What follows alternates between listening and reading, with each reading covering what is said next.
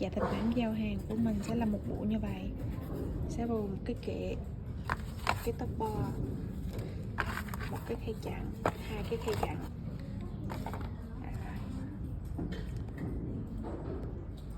Sau đây em sẽ lắp ráp lại, mình đưa cái này vào, sau đó có cái mắt gài ở đây, tương tự với phía bên này.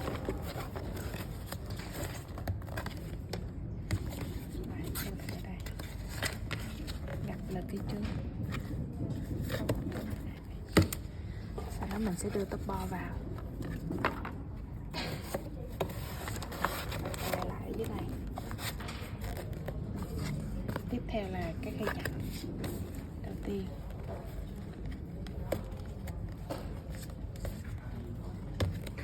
thứ hai gấp lại.